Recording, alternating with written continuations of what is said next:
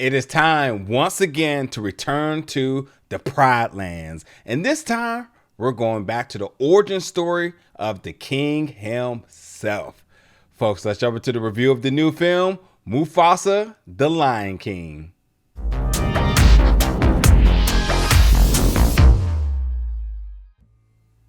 What's up, everybody, and welcome back to the channel today for another review. And today we're going to be reviewing the new film Mufasa, the Lion King, which is coming to theaters December 20th.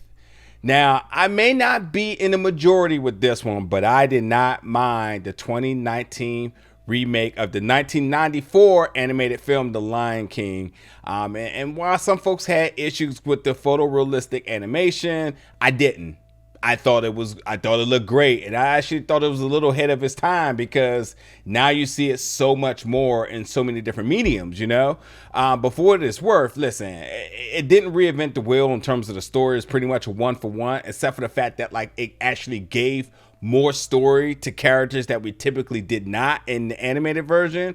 And then, you know, the voice acting, like I wasn't fond of anybody's performance in particular, except for one, which we'll talk about in a second. But nonetheless, it happened. You know, Disney was a little bit on a high in terms of its live action adaptations of their animated classics. And for that one, it wasn't on the stronger side, but it definitely wasn't on its weaker side. So like, hey, it is what it is. So I know that left a sour taste for some people going into this film, but for me, I went in there sort of the same temperature. Like, okay, let's just kind of see what happens. And honestly, it was a pretty solid film. In fact, visually stunning masterpiece, blending breathtaking animation and a really deeply heartfelt story that honors the legacy of one of our most beloved characters, and that's Mufasa himself. Now, we can't go any further, and much like the film did, without instantly giving love, flowers, appreciation to the legend himself, James Earl Jones, who was the original voice of Mufasa back in the 1994 version and also in the 2019 remake. We lost a good one, and this film did not go a second into it without ensuring that it is very clear that this was a dedication to him.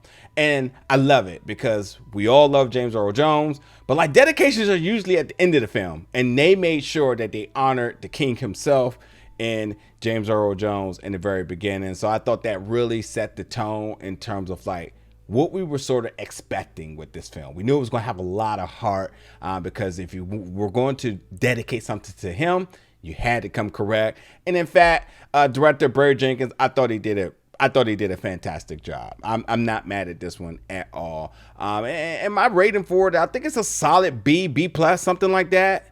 And it's going to be a very competitive month, you know, with Mufasa, which was originally named Mufasa, but of course they had to add the razzle dazzle in Mufasa, the Lion King, to ensure you know exactly what you were going to see, because it releases the same day as Sonic 3, which is, you know, it's going to be a really busy weekend at the box office with these two juggernauts of IP, shall I say. But Mufasa renaming himself to Mufasa the Lion King is something like what Harley Quinn and the Birds of Prey did, ensure that all the viewers knew exactly what you were going to see and really grasp upon that popularity of the Lion King name to sell tickets here. But let's talk about this. Man, listen. Hans Zimmer score is one of the, if not the best, I'm just gonna say it's definitely within top 5 best scores of all time with The Lion King. And obviously, you know, Elton John had a lot to do with that as well too. So when you come into a film knowing how important the music is, you instantly turn your ears to it. And I got to say that Dave Meltzer did an amazing job with this score. And again, it's a heavy load of anything from Hans Zimmer from the original, but like the fact that Dave was able to take this, paid homage to the legendary piece, that score that Hans put together, and really add his own rendition where you can still hear melodies and tones from the original. I loved it. I loved it. I thought the score was completely fantastic.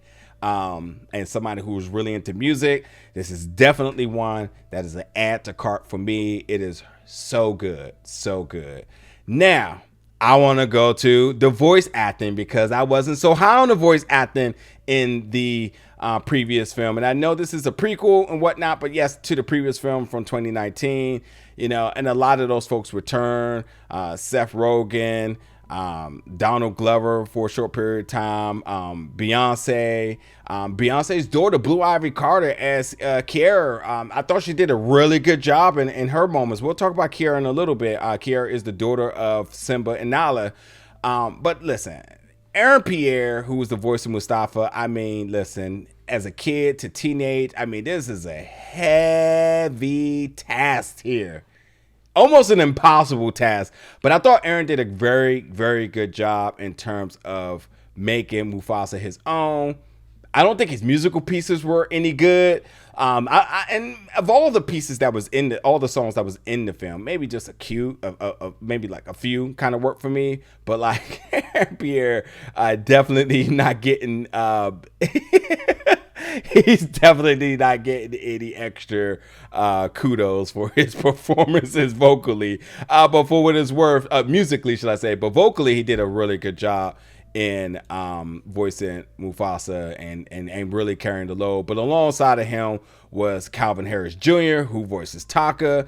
Taka, who you all may know as Scar. And the story of these two brothers, shall we say. I mean, they work very well together. I'm easily going to give Kelvin a tip of the hat of his performance, especially when we start to see Taka really begin to become Scar. So just great job there. But really, I got to give my MVP, for voice actor performance goes to Mads Mikkelsen as Kyrios, who is the leader of the White Lions, the outsiders. These folks are the terror in the Pride Lands. He is menacing. By all means, really brought this eerie feel to everything. It was a great villain. There's definitely some commentary I'll add to that, but he did a fantastic job. Definitely my MVP when it comes down to voice acting. So across the board, I thought the voice acting was much better in this one than it was in the 2019 version. So what's this film about? Yeah, it is definitely the origin story of Mufasa, but also the origin story of the Proud Lands, how it came to be, even how it got its design. And with that is because Kiara is being watched by by the best babysitters in all of the Pride Lands, and Pumbaa and Timon, but also too because Rafiki loves to tell stories, and better him than Pumbaa and Timon, who always got their exaggerated version of storytelling. So he decides to tell the story of her grandfather, the legendary king himself. And that does go back to essentially where he was a young cub and he was with his parents. He got separated and he had to really find his way. And he was considered an outsider. And an outsider is definitely something that's frowned upon in the Proud Lands. And from seeing him become an orphan to an outsider to king is really what the story is about. So you kind of, in terms of the film itself, you kind of get in two aspects, because you are getting sort of that origin story of Mufasa, but you also kind of getting a little bit of the current timeline with Kiara and the trio. They're adding their commentary, and she's just so optimistic about who her grandfather is, his legacy, and ultimately sort of create her own ambitions. While Simba ran off to meet Nala, and they'll explain why he had to leave out and whatnot. So not a lot of that. Definitely about the origin story, Mufasa, and truly not just him, but the Proud Lands, and ultimately Taka, who we know as Scar. When you talk about this film, it's hard not to think about Transformers 1 as of recent, because what we know of Optimus Prime and sort of his relationship and how we essentially saw bitter enemies at a time, but when you go back to the origin story and they were actually friends, yet brothers. it's sort of the same dynamic in a way, because it's kind of like, wow, I did not know I could have ever cared about Megatron in the way I did. And that's sort of the same way I felt about Taka. It's just like, I actually cared about him. And if you recently saw the movie Challengers with Zendaya, then we know if there's one thing that's going to turn two good friends or brothers against each other, it is absolutely a woman and the highest stakes that's involved. So for them, it's either the championship. For here, it's the woman and the king, and that's where we started to see the heel turn in terms of Taka ultimately becoming Scar. So yeah, women, man. It seems like, you know, it becomes a big factor in terms of camaraderie amongst folks. A common theme we're starting to see here. I also learned too by Taka's father that in terms of being a king, there's a lot of power in napping. So I feel empowered because I love a good nap here. But listen, talking about the animation, I thought the animation was definitely a tad bit better than the previous one. I wasn't so keen in terms of like these up close shots that they were giving, right up sort of facial shots where they were kind of giving, where they through action. It kind of reminds you of like a speedster scene in terms of either the Flash or even in X-Men with Quicksilver. They had a lot of those kind of in there. I wasn't too like razzle dazzled about those. And they also had a few slow motion shots. I was kind of like, okay, whatever. But ultimately, when it did come down to the chase scenes and the action scenes, I thought they were very good, as long as they just wasn't in front of the characters' faces. I thought those were kind of like too over the top, shall I say. But along with that, like I said, I think that it did a really good job and so much heart for these characters. It's given us so much backstory to everybody involved and really just understanding the landscape of the Proudlands and how it came to be. I mean, you can even go as far as saying like why the White Tiger group was sort of like the outsiders, but like, you know, they were the problematic pack. It also runs a narrative that like this is why white tigers are essentially extinct or close to being extinct because of how they were kind of moving around. So I don't know if there was some thought in that or not, but like it certainly was a very mature thought that I had upon leaving the theaters. Like, I wonder if that has something to do with why there's not many white tigers left, if there's any. But ultimately, when you get to the third act, I gotta be honest, Mufasa having his T'Challa moment, his Wakanda Forever moment. You'll see what I'm talking about. It's not so much the Avengers Assemble because that was sort of a one-liner, but he definitely had his T'Challa moment with the Wakanda Forever and rallying everybody together, which I was like, I see what you did there. But yeah, tons of callbacks to the original film, especially tons of callbacks and even minor Easter eggs to Scar and Mufasa's relationship, even especially within their adult years, even that very final moment of Mufasa's demise, like tons of callback to that. Again, origin story for the Proudlands of Malele and Mufasa, and just really a well-rounded story. I thought the writing was very good. You know, when it comes down to the commentary, like, yeah, some of it was campy, but like this was truly for the kids. They nailed this for the kids. The kids are going to eat this up.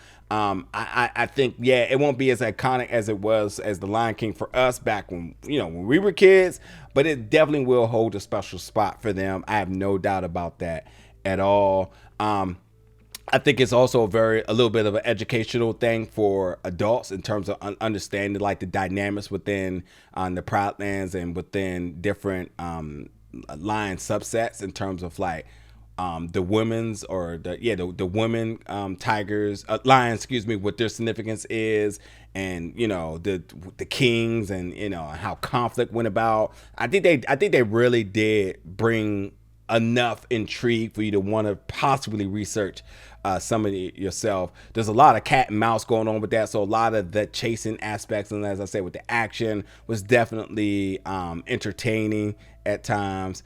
A lot of folks being separated. So there's just a lot of orphans, a lot of outsiders. So like, it really is explaining to you just exactly why when we know as the animal kingdom, the circle of life of everybody within the Proudlands as we see it, it sort of explains why it is the way it is. So I thought they did a good job in terms of building an origin story for it to identify for what we know it to be now. So it's a great film. It's a great film. I definitely enjoyed it. Again, I think it's a very solid B because, voice acting across the board, there was definitely some standouts, but nothing really beyond the two, I should say. The story's very good. The animation didn't take a huge step forward. A lot of what we've seen for me in the 2019 version. The songs, the pieces, the songs, maybe two that I thought was okay. The score, fantastic. So I think it's solid B plus. That's where exactly where I'll put this at. But definitely worth a watch. Absolutely worth a watch. And again, with a very competitive weekend with this and Sonic, it's going to be a very expensive weekend for adults here, shall I say, especially ones with family. But yeah, you want to check this out. And once again, folks, this is Mufasa, The Lion King, coming to theaters December 20th. Folks, once you do, jump in the comments. Let me know your thoughts about this one. And as always, stick around for more reviews here at Big Gold Belt Media very soon. Thank you for watching, folks.